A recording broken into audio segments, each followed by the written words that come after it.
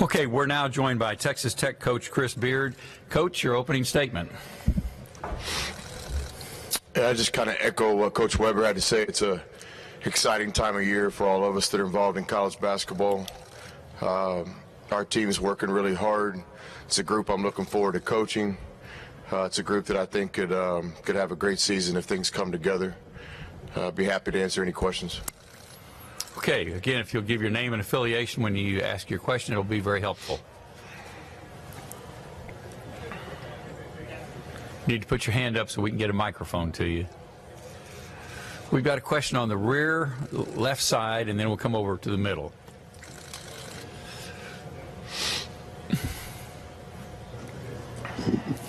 Craig Way, Longhorn IMG Radio Network. Chris, what's the ongoing message to the guys you have back this year and the newcomers coming in about how you take what you did last year in that special season and take it beyond, or continue to play at that level?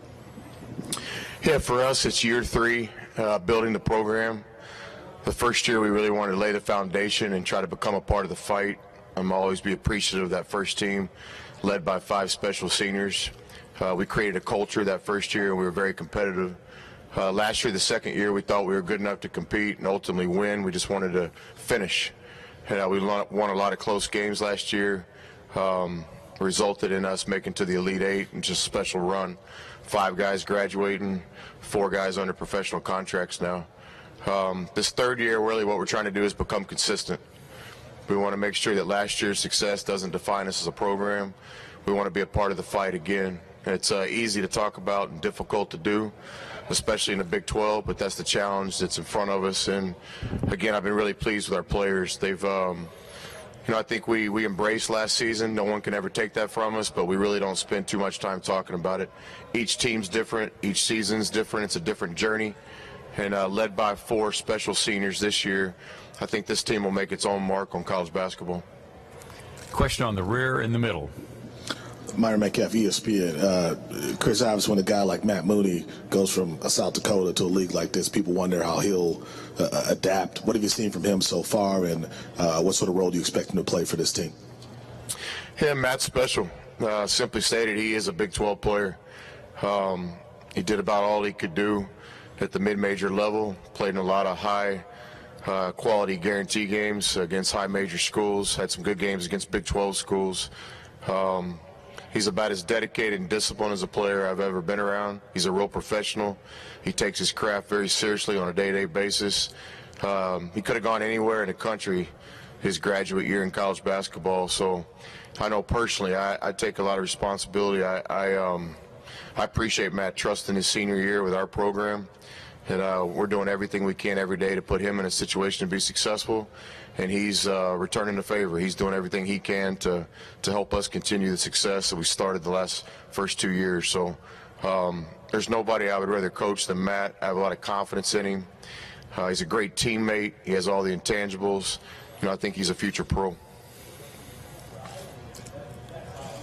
Further questions for Coach? You need to put your hand up. The lighting's pretty bad in here. Got a question on the rear middle.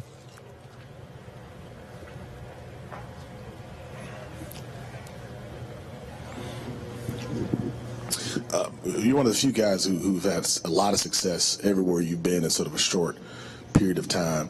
What's been the key element? And when you look back at all the places you've been and the success you've had, what's been the one thing that's been sort of consistent? Well, above all, really good players. This coaching thing's a little overrated. I'm the same coach last year that I was years ago, but we had 3 NBA players, and we make a nice run in college basketball. And if it wasn't for a couple of injuries, I think we would have competed for the championship in this league. It's just my opinion. It's not disrespecting the other schools. So I have been very fortunate, and we've had good players wherever we've been. This is a player's game. And also had great coaching staffs. This year is no different. I think every guy on our staff's a future head coach, a guy that I have a lot of confidence in. So it's never been about me. It's been about great staffs and good players. We do have a process we believe in. We believe in playing defense. We believe in sharing the ball and having balance on offense. We believe in respecting the game and playing it the right way. And this year's team, we're off to a great start. We're a work in progress. We have a long ways to go.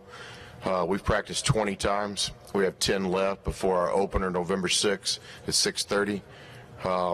But I like this team that we're about to have. Got a question on the far outside left.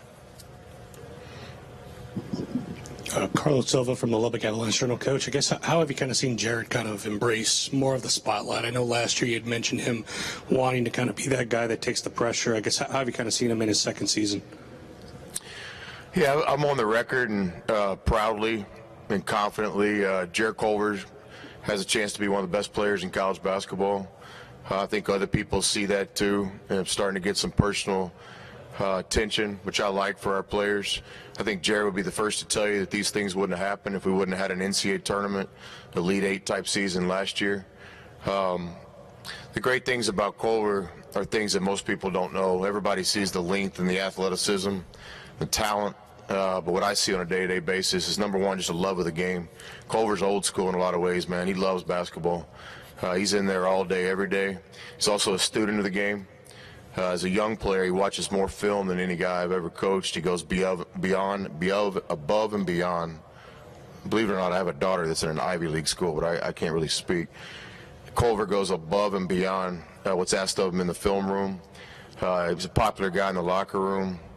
Culver's special. Any other additional questions for Coach?